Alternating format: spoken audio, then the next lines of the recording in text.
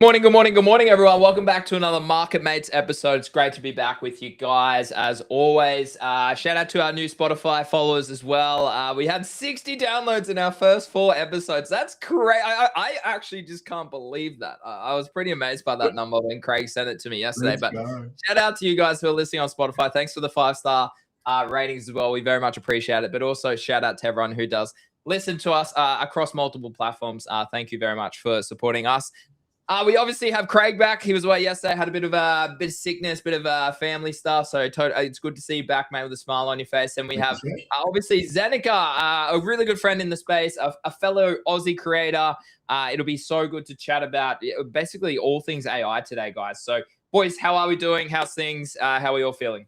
I'm good, man. But more importantly, Zeneca, how are you, brother? You all good? Yeah, I'm good. I'm great, actually. A little less light on the sleep these days since getting into AI, which is not the best, but it's been fun. Yeah, dude, nice. That's it's so interesting. We were just chatting off air before we got started, and how you were obsessed with golf, but now you're obsessed with AI, so you're not playing as much golf. So I wanted to inquire about the sleep. Do you think it peak crypto when you were like busy in NFTs and stuff, that still was way more crazy than the time you spend with AI right now? It was definitely crazier, but it's got similar vibes, similar energy levels, similar feelings of FOMO. You feel like you're missing out. It's hard to keep up. You can't keep up with everything. You got to be everywhere at once. Yeah, it's very similar. It hasn't reached sort of peak 2021 NFT energy yet, but I could see a point this year where it does. And there's certainly moments and days and times where I'm like, yeah, it has a lot of the same feelings for me. Yeah. That's fascinating. That's really good insight. I mean, we'll get straight stuck into it today, guys. So just as always, BTC Seed, shout out to them for partnering with us, guys. You can sign up down below. We will have a trading competition with them very soon. No KYC, no VPN to trade on their platform. They've been around for 14 plus years now in crypto. Okay, Zeneca, we're going to dive into it. What fascinates you about AI more than anything else right now? And how, and as a friend in the space, I've seen you have your vigor is back, your desire to learn, your desire to build, your desire to contribute, to create content. It seems way better than what it was when we caught up even 2 years ago. So I love to see that, because I love seeing you in a great move. But talk to me, why are you so fascinated by AI? Yeah, so I've been fascinated by AI since ChatGPT first came out, basically, which was it end of 2022 or end of 2023? One of those two. So it's been a few years now. I wrote a big newsletter post on it, talking about how this is going to change the world, change everything. I think it was end of 22. That was kind of crazy. And so since then, it's been, to me, like the biggest technology in the world, the biggest thing that's going to change all of our lives in incomprehensible ways. And that's partly why crypto has always been sort of the main area I've been in and worked in and created content around and all that kind of stuff. But within crypto, it was always the AI related tokens and projects that drew my attention. So like when Base AI agent season was happening, Solana AI agents, even like the more recent things with robotics, or like anything to do with AI is like Tau network, that's fascinated me. And so it's not sort of a new thing per se, this interest in AI. But what's been new is sort of me actively using it in a more robust way. Whereas in the past, it was, there was ChatGPT, and I tried vibe coding, but didn't really work too well, because you needed to be a developer to really make things work back in the day.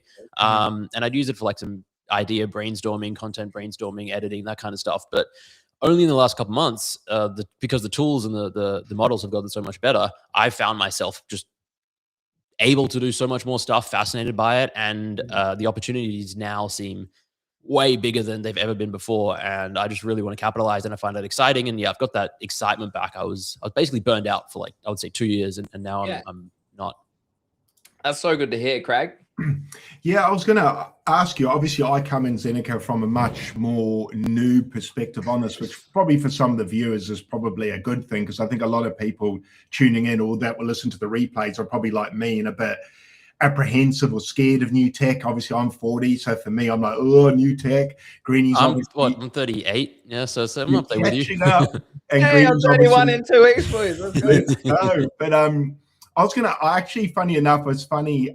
Easy put a post up the other day and said that there was a swap in his mind with using AI he's using AI instead of Google for searches. And I realized that I've started doing that as well. And I was like, oh, hang on a sec. I'm not actually using Google either now.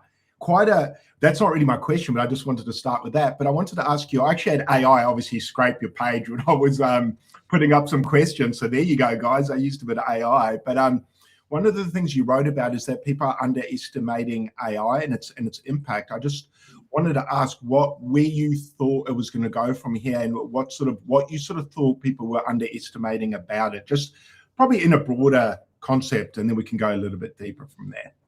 Yeah, it's a really good question. I think there's different buckets of people, so you got to think about who is underestimating it. So like the little sort of like the bubble that I sort of exist in on crypto Twitter, on AI Twitter, people that are very cutting edge. I think those people are not necessarily underestimating it, but maybe we still are. But I would say 99.9% of the world just doesn't quite yet have that understanding of what is possible and what is going to be possible with AI.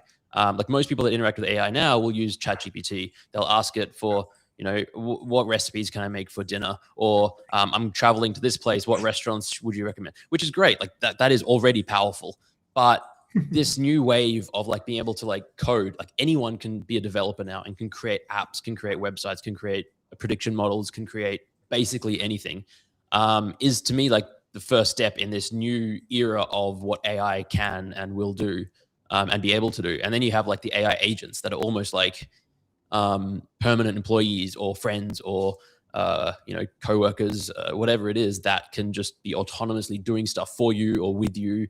And it's just gonna. The reason I say people underestimate it is it's like people talk about, oh yeah, people are gonna lose some jobs, and I think the scale is gonna be monumental, and it's really gonna catch a lot of people off guard. Just how many industries, jobs, roles, everything is just completely upended due to the rapid sort of adoption and power of AI, which it's genuinely scary, but it's you can either be scared or you can sort of like be in awe of it and try and figure out how to manage and process it and deal with it the best. What just quickly, Greeny, because this actually goes into another question. I might as well roll into there. You mentioned it will disrupt loads of industries. Is there any industries you see in particular that are really going to be affected, or I don't know so much about job losses, because I guess we can focus on the losses, but then also focus on the increase in productivity and things like that. What industries do you think are really going to reap early rewards from AI?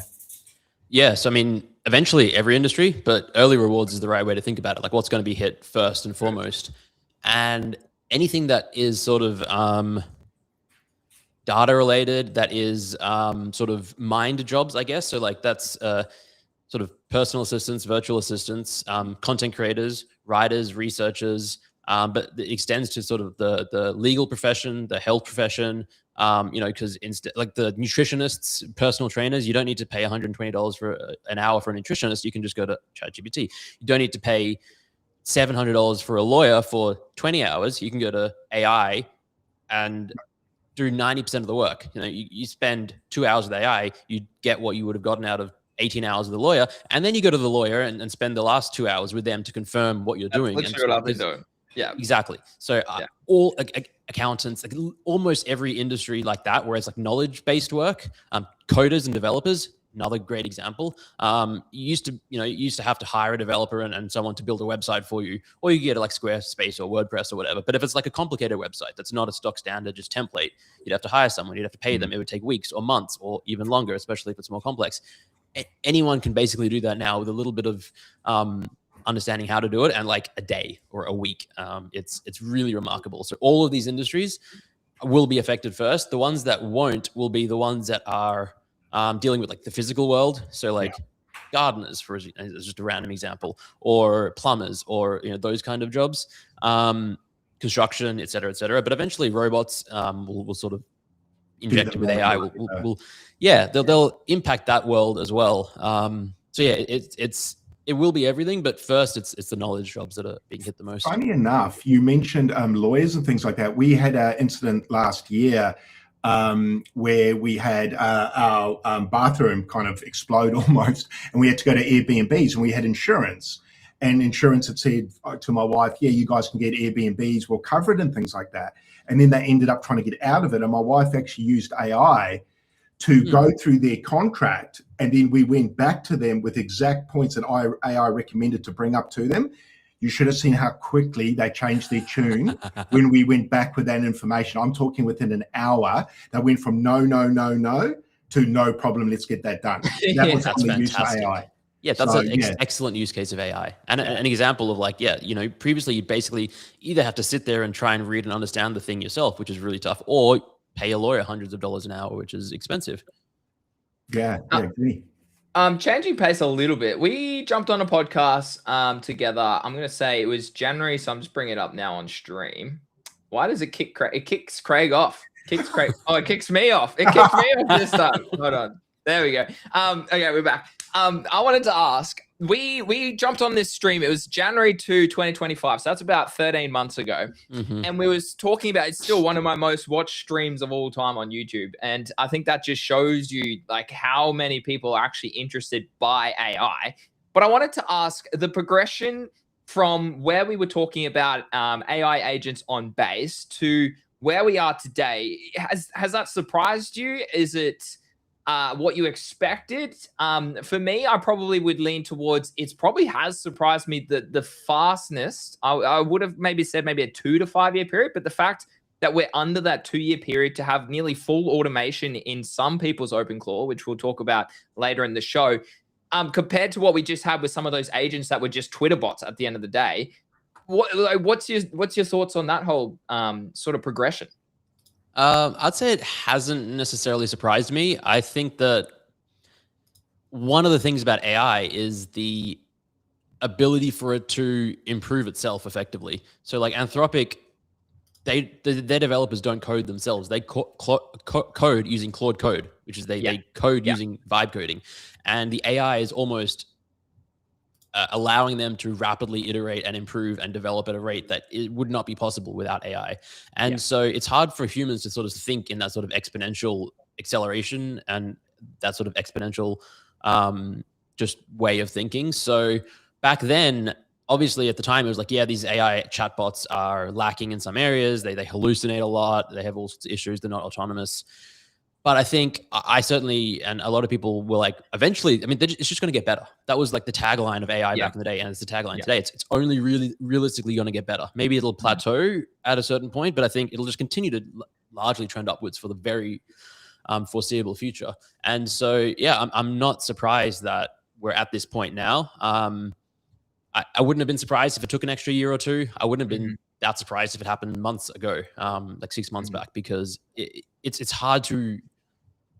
It's just hard to comprehend how fast this stuff can and is happening. And I think it's speeding up. So we're going to see even more rapid development and improvement over the next few weeks and months. And it's tough to keep up with, but it's exciting. It's scary. It's a whole lot of things all at once. Yeah, no, I'm incredibly excited. I'm jealous that I don't have as much time to try and dive into it all and build just yet. Like I'm doing other things at this moment in time. And I like you touched on with the question before, it's like I already feel FOMO. I already feel like I'm behind the 8 ball. But like Craig and I speak about, I think the crypto Twitter is a very niche. It reminds me of college. It reminds me of school. It's very niche. People forget there's a big world out there, right? And so for me, I'm like, hold on a minute. You're already so far down the risk curve. You're already outside the box that is outside of the risk box of basically 99% of the world. AI is probably even further outside the risk box because we're just so we're trying to think of ways that we can obviously make money. That's probably the first one, but to better our lives, right? And so by joining crypto, that was our initial thought is, okay, well, this is a great opportunity. And now you have AI come along. Of course, like us crypto Twitter fiends, like all the people who watch us, like we all have that intrinsic drive to probably, well, what comes next or what's happening soon, right? And so for me, I definitely know that natural progression for us, at least in CT, is very much focused on AI, right? And automation and trying to make money in that capacity.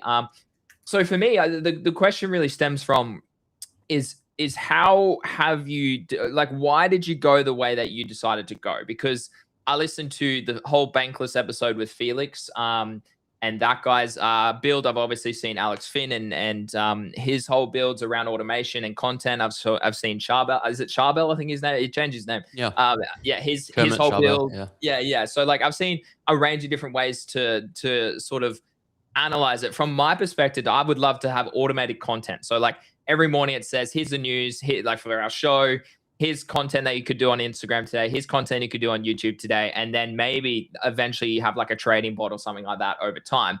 Why did you choose the way that you wanted to go? Talk to us a little bit about that. Yeah, just sort of going back to the first point you made about sort of like being down the risk curve and AI and how that fits into all of it. I actually think it's the flip side. I think crypto is a lot more risky than AI. And I think that the risk is not using AI. I think the risk, and I think that's a significant, very significant risk. Because I think the people that aren't using it, aren't learning about it, aren't understanding how to apply it to their personal. And it's not about quote unquote making money strictly. It's about saving time, improving your ability to output work, and just be more efficient and effective. And because if you don't do it, other people are doing it, and they're going to, overtake you and supersede you, and then they will either get the jobs or be the winning content creators or just more successful. And so I think there's a genuine risk in not sort of keeping up to speed and understanding. And that doesn't mean you have to be using OpenClaw or spending 6 hours or 8 hours a day on it. But I think an hour or two a day, 5-10 hours a week, if you can. And I think most people can, you can find that time, even if it means you have to sleep an hour less a day. And I'm a big proponent of sleep, but I think that for a month or two, or even a couple of weeks, like it's really important in my view to sort of understand what's happening with AI in the world and how it's going to change things and how to use it to sort of protect yourself and defend yourself and improve your processes and things like that. So yeah, that's the first point. I really do think it's risky not to be paying enough attention to this. Yeah. And then how am I using it or thinking about it in sort of my life and workflow in terms of automations and stuff? I'm probably, I think at the beginning, you start out with grand ideas and you're experimenting and trying to see what you can do and what you can make work. And then at the end goal is sort of like, full automation, having agents that are like employees working for you 24/7. And I'm skeptical that anyone is at that last stage yet. I think there are a lot of people out there making grand, bold claims. And they're probably pretty close to it and they're further along that curve. But having, worked with OpenClaw and being deep with AI for the last couple of months, there's always hand-holding and babysitting and bug fixing and course correcting and things that you have to do. But I'm somewhere along that spectrum. And I think it's, for me, I'm trying to get it to help me. And it already is helping me with my content. It's helping me with research. It's helping me with writing books. It's helping me with creating websites. It's helping me. I built like a whole prediction model, which is helping me sort of more directly make money in that sense.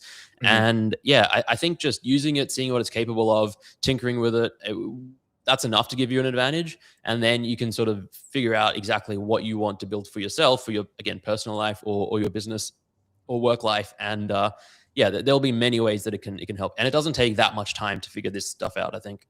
No, I think that point you make about people who are not using it are putting themselves at a severe risk of where the world's heading is a great concern. I mean, I speak to my parents who are 60 nearly, and they're both like, oh, AI, like, no, it's going to take over. Like, they're still in that very, like, dystopia sort of like, it's just like heading, oh, they're going to take over, blah, blah. I'm like, yeah, but look, maybe that's where it heads eventually. Sure, don't get me wrong. Maybe we get there, okay? But I think you're missing out on probably arguably the most bullish tech in history because it is an intelligent form. It is intelligence. Like, that is crazy, in my opinion. Great. Yeah, I was going to ask about the prediction market stuff you had been playing with Seneca. I was trying to think of a detailed question, but how have you been finding that? And have you been finding that the accuracy, probably more importantly, how's that been going for you? Because that is really interesting for all of us, because it can give any trader, if it can give a trader an edge, that's phenomenal. Yeah, no, I'm absolutely loving it and finding it fascinating. So basically what I've been doing is there's a video game called Dota 2. It's like an esports game. People play it professionally. You can bet on it and predict winners. And it's like any sort of sports betting, like Counter-Strike or it's like golf or NFL or whatever. There's matches you can bet on. And I've wanted to make a model on this for, I would say, over 10 years now. Maybe 2013 is when I first had the idea. Because I love the game. I watch it a lot. I play it a lot. And I knew that you could bet on it. I've bet on it before. I've just lost money because it's for fun. But I never had the programming or coding ability or experience. I tried way back in the day using something called RStudio, sort of a programming language specifically for modeling things. But again, it was like pushing a giant boulder up a hill. I was struggling every step of the way. But then when AI came along to the extent that it is now with Claude Code and these latest models, the ability for it to do what I want it to do and build these things out that I have the ideas for is unbelievable. And so, I mean, it took me, I've been working on this for maybe 6 hours a day for 7 weeks now. So it's not just going, hey, make me a prediction model that's going to make money for me. It does require real work back and forth, bug testing, fixing things, getting things wrong, all that kind of stuff. But like, this would have taken me 5 years if I tried to do it in 2013, because I'd have to learn so much, and it took me 6 weeks. And it seems profitable. It seems like I found some sort of an edge. It seems it's still early days. Like, I don't have enough real world data to test. I've back tested and I've placed about 110 real world bets now, and I'm profitable over that period. But yeah, that's my version of getting into the modeling world. I think it helps to have a lot of domain knowledge over the topic that you're trying to predict, because as I said, I've been playing this game for 20 years. I've been watching it for a long time. I've been thinking about it. I know the players, the stats, almost inside and out. If I were to go off and try and predict Counter-Strike or NFL or, you know, almost anything else, or the weather or the price of Bitcoin or all these other things that you can do on prediction markets, or like who's going to win the Oscars, all that kind of stuff, I think it would be tougher. I think you could build models, but it would just not be as good of a model. So if anyone is going to start this, I recommend starting with something that you already know. But it's possible now. Like that's the cool part to me. It's possible to do these things. That's really cool. I'm seeing a 13 or 14% ROI there. That's not. Yeah, it's kind of. I need to fix that on this chart because it's a little bit misleading. Because it's just based on what your bankroll starting is. The real number is the one below that, which is yield, which is the amount, the return on the amount that I've bet. It's like, you know, if you bet $1,000 and you get $200 back, that's a 20% yield there. But if I made that same bet, but my bankroll was $1 million, it would only count it as like a 0.02% ROI or something like that. So. Yeah, gotcha. I mean, both numbers are spectacular to me, and I'm still 24% for the yield. That's which is I'm definitely running good. Like this is above expectation, but I wouldn't be surprised. I wouldn't be that surprised if I could settle on like 10% or something, which is again spectacular considering these events, you know, resolve themselves within a day. So the 10% return on a day is just stupid. Yeah, that's what I was going to ask you. Time frame 10% on a day. That's crazy. That compounded. It is. Oh, dirty. It is. But one sort of note to make there is like liquidity is not like, it's not like buying or trading Bitcoin or gold or something. You can't just scale this up to be betting $1 million and make infinite money. Sometimes, you know, you get to $1,200 bet, and that's like the maximum you can bet on that, or like maybe it's a few thousand. So it's like, it's really, really cool and exciting, but there is it's not just 10% compounding over a day, which is great. I'm not going to have $36 trillion in a year.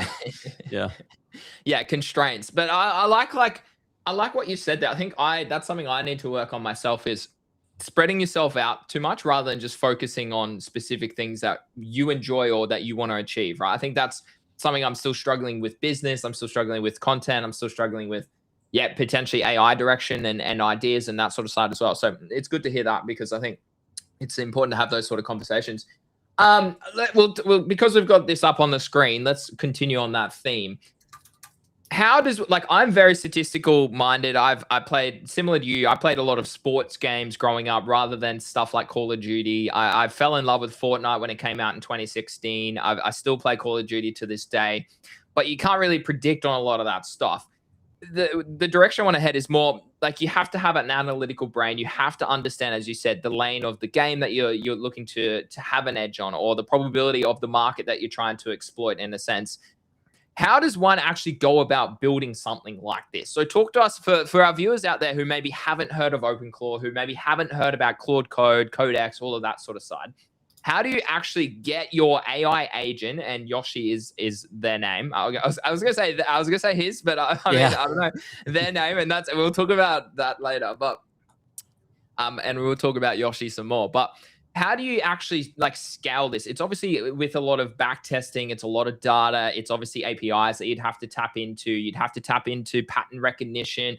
I assume that's the direction that you have to take until you start seeing proof of what you're doing right now, right? Like until it shows results over time, you're not really going to see it come to fruition. Yeah, definitely. So like the first point of like, where do you do this? That's where something like Claude Code or Codex are the sort of two main platforms and models that you would use. And they're super easy. Like you can Google how to use Claude Code. It's basically download an app on your computer. You connect sort of your Anthropic or OpenAI subscription. So it's like that's ChatGPT or Claude basically. And then you can just sort of start chatting to it like you chat to ChatGPT, and you can ask it questions and ask it to do stuff for you. So instead of like tell me what recipes to make or tell me the weather, you can say, hey, build me this, and it will just start coding for you. So that's how you get started. Anyone can get started. You can start with simple things like build me a website that says whatever, and then move on to the models. And it kind of just knows how to do it. It has limitations and it gets things wrong, but just working back and forth, you can chat with it like human, just dialogue, and it works through it. And then in terms of like how I don't know what to ask for, that's where a lot of the work comes in, because you can't just say, hey, build me a profitable model, because it's just not going to do that for you yet. Maybe one day. I actually wrote my newsletter this week was on this exact topic. It was like 5,000 words going through, like there's like 12 or 13 different points on the things you should be thinking about if you want to build a predictive model. But it kind of comes down to what you were saying, APIs and backtesting and stuff like that. So the first thing is you need to know like what you want to predict, like, and have a very clear distinction of like who's going to win this match between player A or player B, or team A or team B.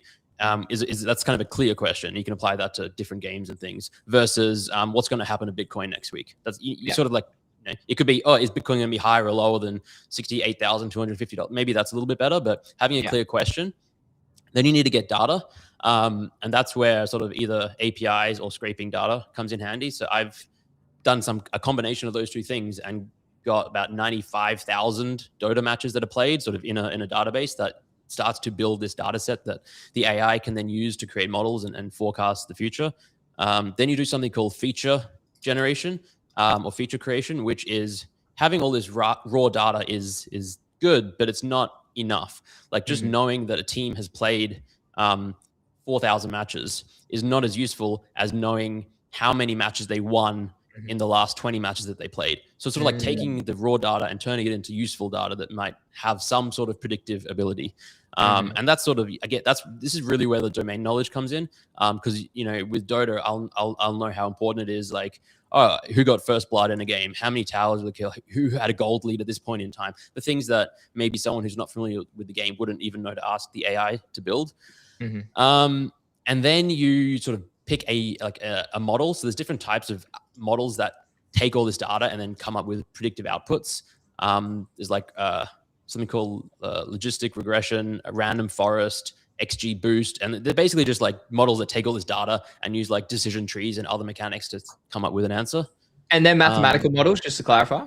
Yeah, basically. They're not these, they're not the same as like an LLM model of OpenAI in the same way. Similar ways, but not quite the same way. And then backtesting is the big one. So you've got the data, you've got the features, you've got the model. You need more data to backtest against. So that's real results. Ideally real odds if you're trying to predict like a sports bet or something like that. Like what were the odds back then? And what would our model have predicted before the match was played? And how would we have done if we had bet on the team that the model predicted us or told us to bet on? That's like the gold standard of backtesting. And then you go to like the real gold standard is real world bets. So then, all right, you've got the model now and you start placing actual bets, either with your own money or like you just track it and do like paper trading. So it's like, well, I'm not going to risk my money yet, but let's assume that I did. How would I be doing?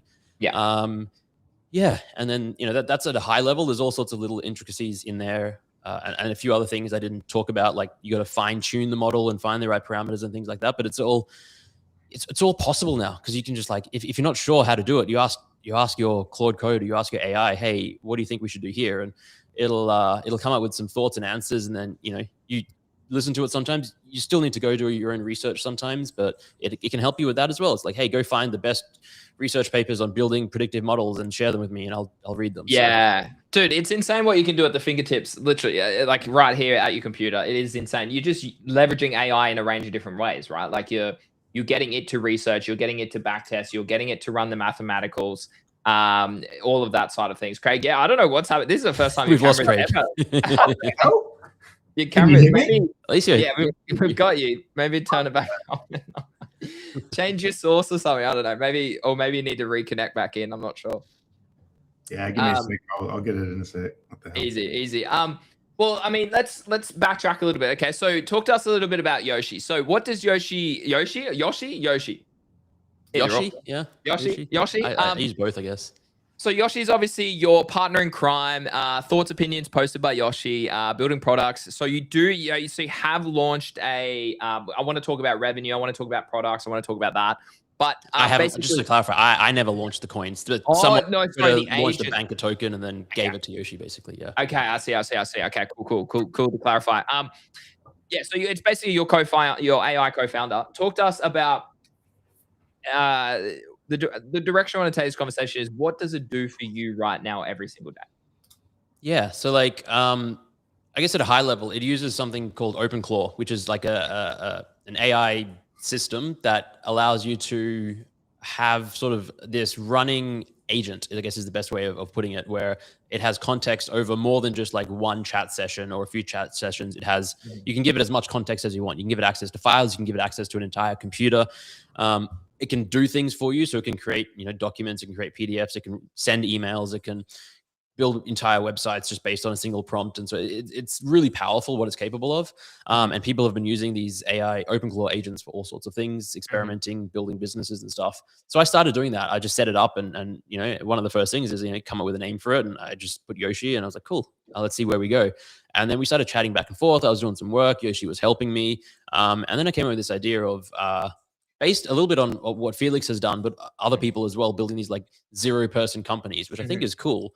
I think it's also, it's not, we're not there yet. Like I think that especially maybe because I'm currently less of an expert at AI, I'm still figuring this out, but like I still need to be involved in the process. Like Yoshi can't just run an entire company by himself. So I need to be involved. And so I thought, well, why don't we just make it a company that we both run together and, we'll be co-founders. And so then I told Yoshi, like, update your profile and your memory and context. I want you to be a co-founder in this business with me, and we'll run it together and we'll try and come up with ways to make revenue and generate money and be profitable and market it and all this kind of stuff. And it did. And so now Yoshi is sort of, it has that mindset. Yoshi has that mindset, and we go back and forth. And, there's still a lot of little like bug fixing and making sure things work just quite right. But yeah, I mean, Yoshi built our entire website. Yoshi has drafted, books and guides that we're probably going to be releasing soon. Yoshi has helped with the Dota 2 model quite a bit. I still do a lot of it in Claude code directly because that's how I started and that's how I'm more comfortable, just so I understand it more. I don't want it to be a total black box. But then there's some tasks that Claude code might struggle with for whatever reason. And I'll ask Yoshi, like scraping odds data from certain websites. For some reason, Claude code just struggles a lot more with that. Versus I'll ask Yoshi, hey, can you just figure out how to do this and do it? And Yoshi will just go off and like one-shot it. It's kind of magical. Or if I need a website built, I'll ask Yoshi, hey, just build a website. And Yoshi knows, the style that we like, and he already knows the website and things like that. And every day on the website, we have like a daily log of like what we've worked on. And Yoshi just automatically, like at 6 p.m. every day, will just write that log, upload it. And it's like, I'm not involved in that process at all. Yeah. But I still check it because, sometimes you go back and you should make sure something didn't leak that shouldn't have been leaked. And you put security systems in place, but you still need to double check, I think, at this point. So yeah, it's a really fun experiment, and we're just sort of figuring it out as we go along. Yeah. Well, that's what it is. It is an experiment at this point in time, right? How much access have you given it? Is it a new device? Is it your Mac Mini that holds all that sort of access? Yeah, like, have you connected to email? Like, talk to us about all of the security side. Yeah, so I got a Mac Mini set up just to isolate it from the rest of my stuff. Set up a brand new email account, brand new Apple account, brand new GitHub, brand new Vercel, basically all of that, brand new ETH wallet. And it has access to those things, which is kind of great for autonomy. And I can also limit the amount of money maybe in the ETH wallet, or the things that it sees and has access to. The device itself is pretty heavily locked down. But yeah, it's full access without having like full access to like my own personal computer and stuff that I'm doing and things like that. And have you built it in Discord or Telegram, or a combination of both? So I chat to Yoshi in Telegram. We tried Discord, but it was cumbersome and clunky. But they released a new update, I think, within the last week, which apparently makes that a lot better. So I might try that again at some point. But yeah, currently just Telegram, and it works really well. Oh, another thing that Yoshi can do is like automatically start placing bets and things like that which we're not doing at this point, but could potentially be a nice thing to integrate at some point. And will you do that via sports books or Polymarket? What's the goal there? Yeah, so at the moment we're doing it just via sports books. In Australia, we don't have access to Polymarket and or Kalshi, but we have decent access to some sports books, and the lines are actually pretty good. So that's where we're currently sitting at. We might explore whether there's some route to get access to more things, but yeah, we're just seeing. Another option is like we could sort of monetize the predictions, and because it's not necessarily hurting us and our liquidity if I can't access Kalshi or Polymarket, for instance, but other people can, then great, we can sell a monthly subscription to the model. People pay for the picks or whatever, like that sometimes works, and it doesn't necessarily hurt us because I still get to place my bets or our bets. So yeah, that's kind of how we're thinking about it at the moment. And the model will focus on Dota and not, or will you build more models, I suppose? Like, is it the goal to eventually move on to the next? Yeah, I think so. I've started building a golf model and a Counter-Strike model, or just like speccing them out. But it's so much work. Like I said, I still spend hours a day on the Dota 2 model. Like, A, trying to improve it because there's always room for constant improvement. B, just making sure it runs smoothly because there's random bugs that get introduced, or like if you're scraping data for some new team that hasn't played before and the team name doesn't match the team name that you have in the database. There's all sorts of little issues that pop up. So it requires a lot of work to maintain. So I tried starting the golf and Counter-Strike models, but then I made a decision, you know what, let's just focus on the Dota one. It's good. We've got a good thing going. Let's just optimize it and make it even better. Maybe at some point I'll expand to other things, but I'm sticking to this for now. Yeah, cool. Craig? Yeah, I wanted to ask sort of the combination of AI with crypto. Do you think AI will reduce inefficiencies and kind of make it harder to benefit or profit from crypto over time? Do you think that's perhaps something that we might see coming up?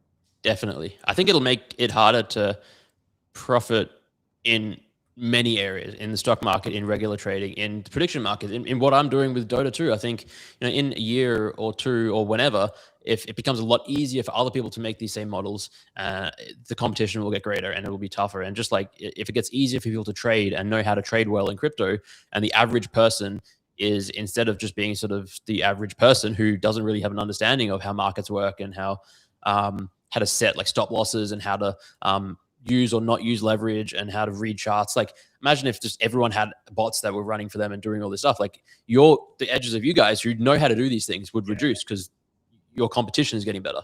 It's kind of the same thing that happened in online poker back in the day. I think we've seen it happen in crypto. I'd say it's tougher to make money in crypto now than 10 years ago. And I think it's going to continue to get tougher, but now it's going to be across all domains, really. And what do you think with that coming up? What would you say is the best thing for people here listening right now to prepare for that? Is it a case of what you're going to learn AI and get better at it than the other people with the same tool? Yeah, this is why I was saying before, the risk is not understanding this world, because you don't even have to be better than others necessarily, but just like keeping up. And then you can use your existing knowledge. Again, it comes back to having that domain knowledge. Like, you would have such an advantage over someone who has never traded before and then tries to use AI to trade, versus coming in with a background and history of a decade of trading and using AI. You just put yourself leaps and bounds ahead. But if you don't do that, maybe in a year or two, someone with no trading, even less, with no trading background, could start to have better results than professional traders. Yeah, that's pretty massive, isn't it? Wow. Do you think, like, there's a lot of algorithms out there, there's a lot of bots already, there's a lot of market makers probably already running AI models.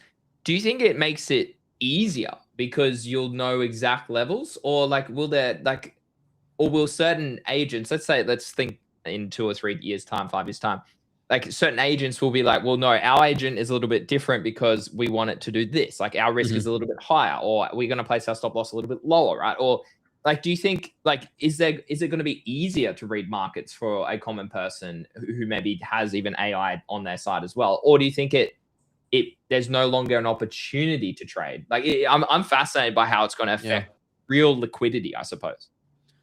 I don't know is the real answer. I don't think it will get easier, because I think we'll have all these AI models, and like you said, they'll be doing different things. So it won't be that, everyone's trading with AI models and all the AI models do this, so we know that this is going to happen.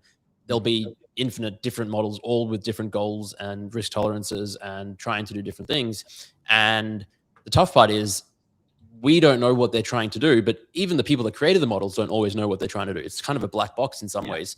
And so trying to predict that gets, I think, tougher and tougher and tougher. Yeah, I think there will always be edges and opportunities and people that can use models and AI and everything better than others, and in different ways. And it's just different. It's going to be different. And but I do think the people that aren't using models at some point will probably struggle big time against those that are, as a general trend across sort of all industries and areas. Maybe there will be exceptions, but like as a general trend. Okay. And my basic question: ChatGPT versus Claude. What have you found success with? Is one better than the other for certain experiences, certain prompts, or is it a collaboration of both? With, I don't know, do you use both for your OpenClaw as well? Yeah, I've tried both. It's definitely different models are better at different things, but it's also, it keeps changing. Like ChatGPT came out with their 5.4 model like a week ago. Claude came out, Anthropic came out with Opus 4.6 a month ago. And so they're very much competing with each other to be the best overall. But still, like, Claude is better. I found it like front end design. If you want to build a website or a dashboard or anything like that, Claude just does it better. People say ChatGPT or Codex, which is their coding bot, is better at coding. I'm still using Claude for the Dota 2 model thing, but with OpenClaw and Yoshi, I hooked that up so that Yoshi can use Codex just to sort of compare and see how other things develop. And they're both extremely good. I think for most people, you probably wouldn't really tell too much of a difference unless, again, once you get into using it every single day for hours a day, that's when you'll start to, and be an expert, you start to notice the differences. But yeah, at the top end, like the best OpenAI model and the best Anthropic model are going to do virtually the same thing for 99% of people. Yeah, cool. Great. Yeah, I wanted to ask, you've shared some practical use for ChatGPT. Is there any underrated AI tool or hack that you use regularly that, you know, more of us should know about, Zen? Is there anything that you've got, you know, in your back pocket that you can pass on to me that I'm not using day to day? I would say, yeah, so go over to, try Claude, because they have a whole suite of like tools and apps. So there's something called Claude Cowork, which is basically you install it on your computer and then you give it access to a folder on your computer, or more folders, but you give it access to your actual computer. And you can do this on a spare laptop, or it doesn't have to be your main computer. I think it's fairly safe to do on your main computer because it's well built and you only give it limited access. But anyway, then instead of just being this chat bot where you ask it to sort of spit things back to you, it can actually interact with your files. So for instance, if you have a file that has 1,000 documents, it can go in, it can read them, it can categorize them, it can put them into subfolders, it can clean up your entire order of things. Or if it can summarize them for you. If you like, you get an email from, let's say, an accountant with tons of information and PDFs and stuff, you just put it all in there and be like, hey, can you summarize this for me? What's the important stuff I need to know? And just like things like that, with a bit more active. Yeah, it's crazy. And then the next level up from that is using the Claude Code or the Codex, where you actually get it to code things for you. But I'd start with Cowork, and then move from there. I think it's super duper powerful, and it's only going to get better as well. Yeah. Do you think something like the new, I know that new MacBook came out running like an iPhone 16, I think, type chip. Do you think that would be sufficient for a beginner to kind of have a fresh PC that could actually, would that be powerful enough to run these sort of things, do you think? Yeah, honestly, you don't need anything powerful to run these things. Like you can use an 8-year-old laptop and run Claude Cowork or even OpenClaw. Like you just don't need a powerful device. Yeah. You can use it like a VPS, a virtual server as well, for like $5 or $10 a month and do some stuff there. But yeah, like I said, if you have an old computer lying around, just try it on that. For like, if you're doing it like specifically like downloading the official apps, like Claude Code or Claude Cowork, I have those on my main computers. I feel comfortable and safe with that. What I don't feel fully safe with is OpenClaw, because it's like this experimental new open source project you're giving it a lot of access to. But yeah, I think it's fair enough to just download Claude Cowork on your main computer and just like give it access to one folder and see what happens. Yeah, I guess it's one of those things you kind of just have to get into the sandpit and just get your hands dirty, don't you?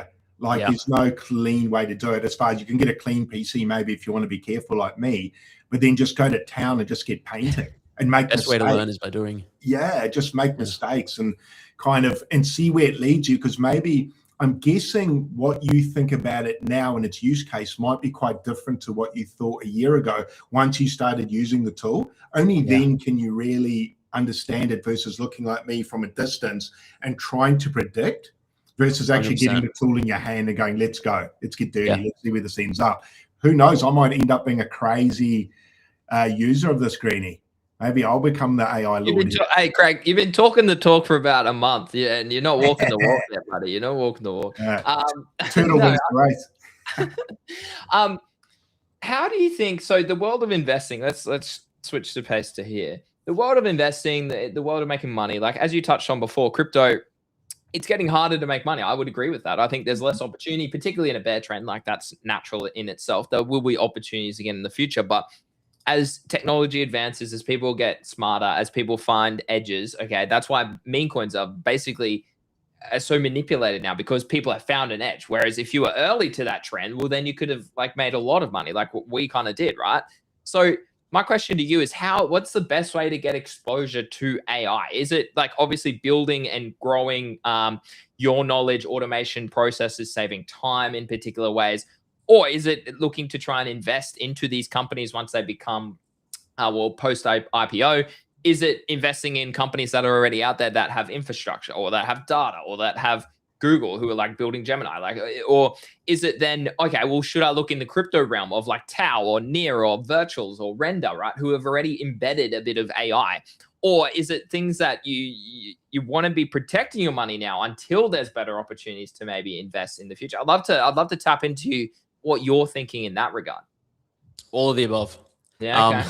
So I think the only sort of non-negotiable there is using it, understanding it yourself, because until you do that, you won't. If you're not doing that, you won't really be able to evaluate like which crypto projects are sensible and which ones are scammy, which companies out there are actually necessary and which ones have inflated prices and things like that. So yeah, do that. But then there's many other ways to make money. It's like it is like finding those companies or projects or crypto tokens that seem like they have value and utility and are maybe underpriced to you, and deciding if you want to get in or not. And also the last point you said I think was really important as well, which was consider having, maybe your position is no position and you just have a stockpile of cash waiting for a certain thing, but at least that's a plan. Yeah, so I would say some combination of all of the above, but I think it's where a lot of the biggest opportunities over the next 1 to 2 years will come from, is AI related stuff. And it's been the case in the last couple of years as well already. Yeah. I think that, and that's my answer. I think diversification in the realm of AI is probably the right way to go about it, as well as using it and building with it. I've just lost my thought, but there's a commenter there as well who's just said, any suggestions on how to sell/share a profitable strategy trading view script? I mean, that's the secret sauce, Richard. I would agree. That's something that I want to build, bro. So I'm not going to give away my secrets for free, but I think people are already starting to build those sort of things. I've seen like there's a guy I follow on Twitter, or a couple of people on Twitter who have been building out full, like in collaboration with Lux Algo, which is like one of the most well-known trading view script creators for free for the last 10 years. So fascinating. I think it's definitely it's more about like we spoke about earlier. It's like finding your edge around what do you actually have an advantage of, and then how can you create a product of that and then sell that as a product. That's at least the way that I want to kind of approach it. I've remembered my question. Has this whole AI situation and where the world's heading change your opinion on crypto? And with regards to that, we last spoke, I think it was earlier in the year or late last year. You had 5, I think, main core portfolio holdings at the time. Has that really shifted your whole perspective about how you approach trading, investing in crypto moving forward? Yeah, it's a good question. I wouldn't say that this has really changed my perception of crypto. I think my perception of crypto has changed over the last couple of years. Maybe to be slightly more bearish overall, just because of bear market aside, just the fact of how retail never really came this last cycle. We've been around for so long. There's so much scams. There's real use cases that are struggling to get adoption, all this kind of stuff. But I'm still incredibly bullish on the overall future outlook of crypto. I think, it's necessary and it's powerful. And I think AI needs crypto and blockchains because AI agents will operate autonomously on chain in a way that they can't really do without blockchains, in my view. So I'm incredibly bullish. I have but yeah, just in terms of like where to spend my time and attention, I think there's more opportunity in the AI space specifically, with making sure that, as I stay within the crypto space, that, I mean, my focus has been on AI tokens within crypto for a long time, and Yeah. will largely remain so. As for like my 5 largest holdings, I think it must basically be the same, because I've done very little trading over the last sort of 6 months. The only difference might be that there's a new token, or 2 tokens, VVV and DM. They're part of the Venice AI ecosystem that I've always held VVV. Wow. Since like the day it launched. I got an airdrop from them for being active on base way before then, and virtuals. So yeah, I've been holding and staking a bunch of that. And then I recently got a bunch of DM maybe a month or 2 ago. I think those are 2 really exciting tokens. But otherwise, yeah, Tau, Hype, Bitcoin, Rect, and ETH probably make up my top 5 positions still. Do you like, and Craig and I have touched on this point, I think AI integration with blockchain technology just makes so much sense when you consider the centralized nature of banks. Does that make Ethereum just so undervalued because everyone in institutional wealth is like plowing money, plowing ideas? It's scalable now, as Vitalik's really upgraded it over the last few years. Like, does that make Ethereum, maybe Solana, but like it feels as though institutions and capital wealth at that scale is choosing Ethereum. They're not going to Solana or Sui or something else. Like, it really feels like EVM is where they're heading, and it actually makes L2s, 3s, 4s quite bearish, right? Because there's so much focus on scaling ETH in the right capacity. Does that make you? I said earlier in the week that I think it makes Ethereum very worthwhile as a product, because maybe it's just ahead of its time once AI integrates fully with it. I don't know what your opinion. You're a much bigger Ethereum bull than I am, so I'd love to get your take on that integration. Yeah, I'm a massive Ethereum bull, and I still am, but it's now been split in that I'm incredibly bullish Ethereum, the network. I'm less bullish ETH, the token. I think that we've seen a lack of reasons why a lot of the value is necessarily going to drive back to the token price. I think it can and will and likely has a lot of potential in the future, but it's less clear to me now than, say, 5 years ago, or even 3 years ago, why ETH, the token, would perform well price wise. So I actually hold less actual ETH than I have maybe in 5 years, but I have a lot of exposure via NFTs denominated in ETH, and then tokens built on top of ETH. So like Venice, VVV, and DM, and Rect, and yeah, so I have ETH related exposure, but ETH, the token itself, is not actually in one of my top 5 holdings, but it is when I consider my NFTs. Okay, that's an interesting answer. I love hearing that. So would you say then you think the narrative, if we want to call it that, and maybe the token price go up of Bitcoin still is probably a better play than something like Ethereum? Yeah, I think Bitcoin will always generally be the better play, the safer play, just the better play. Like, Bitcoin is king for a reason. I think Bitcoin has some faults and flaws as well. And I think maybe the fact that, like, I don't think my views here, I've spoken to so many other people who say the same thing, like, oh, I'm bullish on Ethereum, but ETH, the token. And if everyone is saying that, maybe that actually means it's a good time to be buying, because, you'd be fearful when others are greedy, and greedy when others are fearful. So maybe, yeah, maybe the fact that I'm thinking and saying this now means that actually it is a good time to be stacking ETH, and ETH will do well in the future. It's it's hard to predict, but that's why I have exposure. It's just not as much as it was before. Yeah, cool. Craig? Yeah, I was going to ask, who would be some recommended follows, or where's some good AI materials, Zeneca? Where would someone say there's a lot of, I know when I first came to crypto, the hardest part was figuring out, I started with YouTube. So I was following YouTube crypto, and that just led me down the wrong track mostly. Where would you say, for the viewers out there, is the best place to start? Some good people to follow. I mean, obviously yourself, but some other recommendations, or where are some good resources people can kind of start on the right track versus following people that are just going to lead them astray and get them wrecked, per se? It's funny you should ask that. I'm actually in the process of launching a new community. I have 2 co-founders, and so I launched Zen Academy in 2021, which is sort of a place for people to learn about NFTs and crypto. And but it was, the whole idea behind Zen Academy was, a place where it wasn't FOMO driven, and it wasn't hype maxing and yelling at people and saying, oh, you must get a Mac Mini or you're going to fall behind, and that kind of stuff. It was sort of a quiet place where people could come and learn and ask questions. And so, yeah, we've launched this new community on the School platform, SKOOL. Okay. It's called the Stoa of AI, STOA. Again, drawing back to that inspiration from Zen Academy and ancient Greeks, basically. So Stoa is where people would sort of gather to learn from philosophers back 2,000 years ago.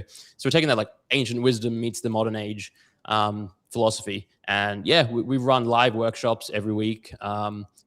We answer questions, and it's a paid community. I should probably say that it's not a full free thing. We've learned our lessons. I learned my lesson from trying to do NFTs as a business model and give everything away for free. It just doesn't quite work. But yeah, so we launched that a couple of weeks ago. We're still in the early beta stages. We haven't gone public yet. This is actually, I think, the first time I've spoken about it publicly. But end of the month, we'll go fully public. And yeah, so that's. I mean, obviously, I'm going to talk about that because I'm very excited and passionate about it. The other way I would say is like there's tons of great resources on Twitter and on YouTube. The best thing I found is to find people yourself, because everyone learns differently from different people, but to go into it with a very critical mindset and not just follow the loudest people and not just follow the people making the boldest claims, and really look for the quieter people, or the ones that are explaining things in a way that you resonate with and can understand. There's plenty out there. That's sick, dude. No, and for the viewers out there, I didn't actually know Zeneca was doing that, so that wasn't it was a really nice layup, yeah. Because that looked like a layup. It wasn't meant to be. It's like I said, I haven't spoken about it publicly before, but we're just in that phase now where we're starting to think about ramping it up, and public launch will again be end of the month. It's a good product when you've probably got people asking about it like me, and we didn't know it existed. Is there a name that we can look out for, or anything like that? If you want to keep that private, that's fine. Yeah, no. So it's literally the Stoa, STOA, of AI. And yeah, it's on this platform School, SKOOL, which is Alex Hormozi's, like, you know, it's for like video learning and classes and courses and things like that. It's a nice platform. It's got everything baked in. And yeah, we currently run 4 video calls, live workshops a week, but we're going to ramp that up to 8 once we go public.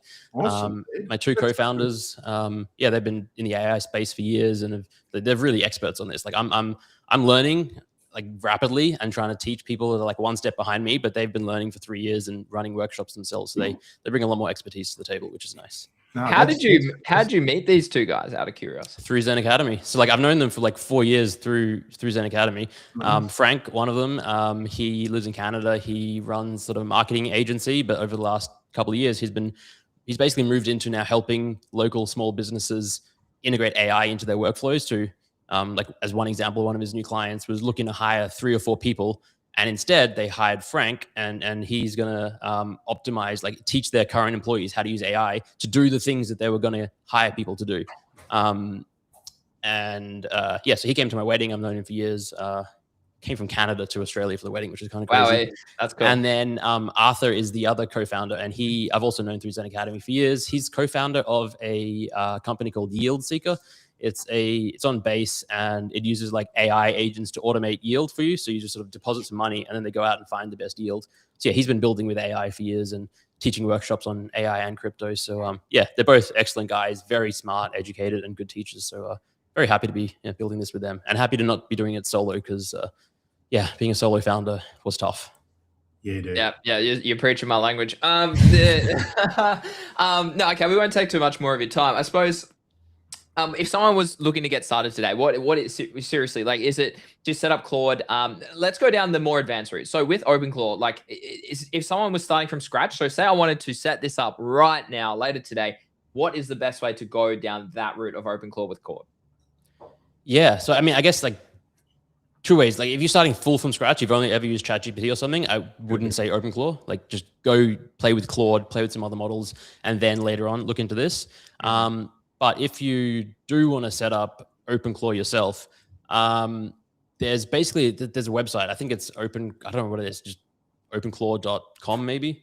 Anyway, you go openclaw.ai is the website, and it just tells you how to do it. There's like step-by-step instructions. You do have to be a little like either be technical or use some technical tools and step out of your comfort zone, because it uses the terminal, which is sort of like you think about like whenever you watch like a hacker movie and they're like typing rapidly and it's all like text on a black screen or green text on a screen, like the Matrix.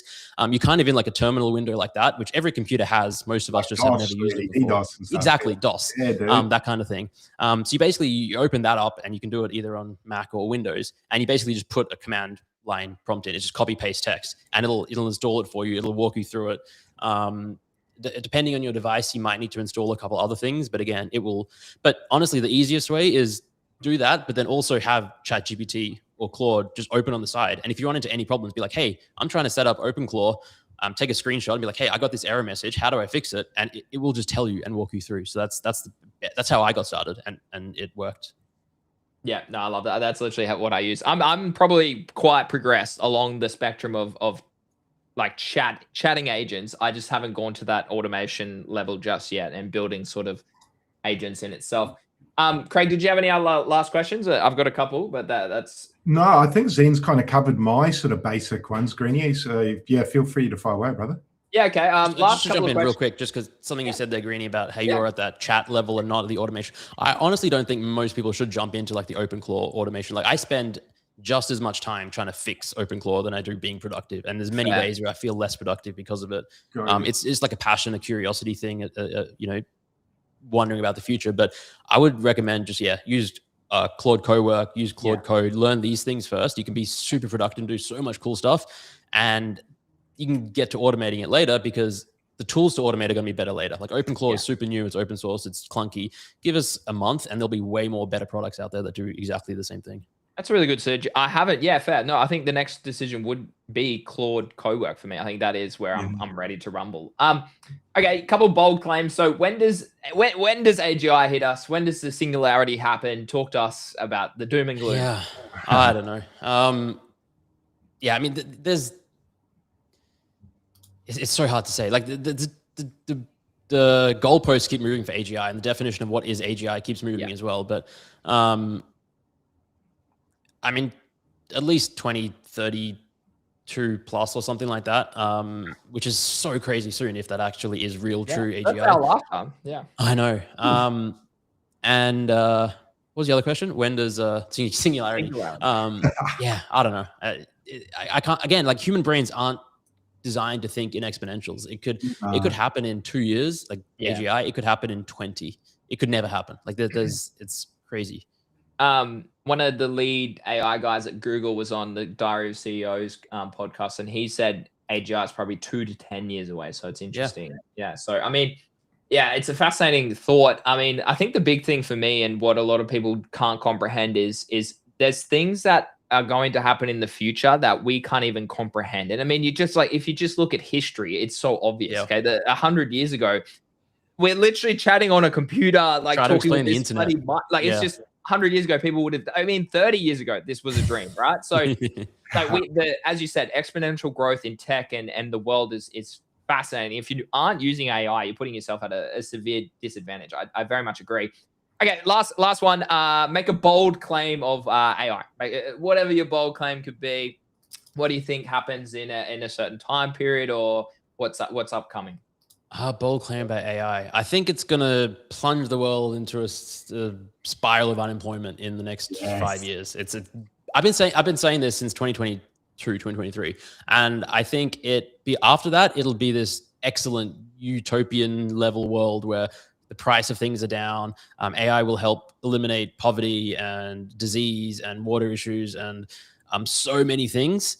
But I think there will be a period between now and then where, because of how powerful it is and how quickly it's moving and how difficult it is for the real world to keep up with it, and most people aren't going to be able to keep up with it, a lot of people will sort of lose jobs. Companies will stop hiring. It's going to just create this weird period of time where governments and people adapt and have to catch up to it, even though they're obviously thinking about it now.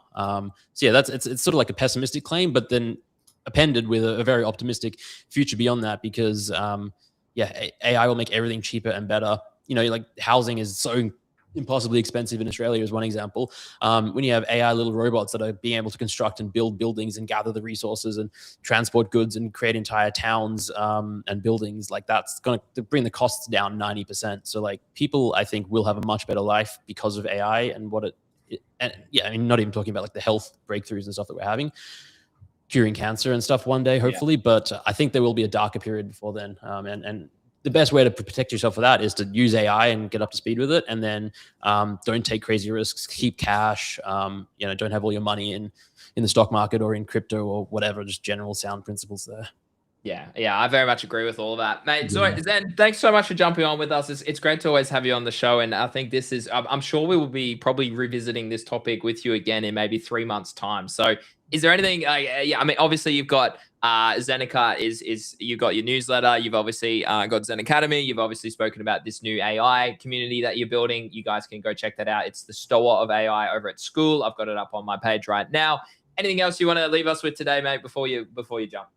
No, thanks for having me. It was a lot of fun. Yeah, happy to come on and chat AI anytime. Like Yeah, clearly, dude. I'm obsessed and passionate about it, and happy to chat. It's really cool and exciting. I'll say that I think that there is sort of like once you get into it, there's this tendency to feel like AI FOMO or anxiety, where it's like, oh, I'm not keeping up with it. I must keep up with it. And I think while I've said that, yeah, there's a risk to not being involved and not paying attention. It's not that catastrophic. And I think that just spending an hour a day, half an hour a day, just doing something new with AI, like just download an app, just read a thing, that's going to put you ahead of 99.9% of people on earth. So just like, it doesn't take a lot to just be curious. Yeah, and I think most people in crypto are that way, aren't we? We're sort of the curious people in tech. I mean, like Greeny and you were saying, man, if you had told my grandparents 30 years ago that I'd be on a stream where people could see me live. I mean, we're talking on the other day on stream, just before you go, how when the internet came around, they said, don't talk to people on the internet, strangers. Yep. And now that's all I do. All I do. I don't really talk with people I know anymore. I talk with strangers all day, every day. So it's so interesting how the world in 2 decades, 3 decades can completely flip from don't talk to strangers to you definitely should talk to strangers. Yeah. That's awesome, man. Or so don't put your credit card information on the internet. Like that was a big one when I was growing up. And Man. now everyone uses Amazon. Everyone just buys stuff online. Yeah, it's better. It's just cheaper and It's fantastic. I just want to say as well from me, thanks for jumping on, Zen. This has been great. I've got Claude co-work up now, so I'm going to start getting into that. So nice. Let me know if you have any questions. I'm always happy to help. So we'd probably love to get you back in a few weeks or a few months just to progress the conversation. I think people are interested in this, and if you're not, like you said, you're going to fall behind, man. It's like horse and cart and an engine coming, you either stay with your horse and cart or you advance to the engine. What are you going to do? You got to do it sometime. So I'm with you on that. So thank you so much for your time, brother. And good to have another Aussie here, man. That's good. Let's go. Yeah. Awesome. Nah, easy, guys. Thanks, chat, for jumping in. Thanks for the questions. And guys, as always, we'll be back again live tomorrow, same time, 6 p.m. Eastern Standard, 9 a.m. Australian Eastern Standard. Massive shout out to Roy, to Zeneca for jumping on. Massive shout out to Craig for coming back after he was sick yesterday. Guys, we appreciate you. Drop 5 stars rating on Spotify if you're new there. Thank you very much. We do appreciate it. And if obviously you're watching elsewhere, drop a follow or drop a sub if you're on YouTube.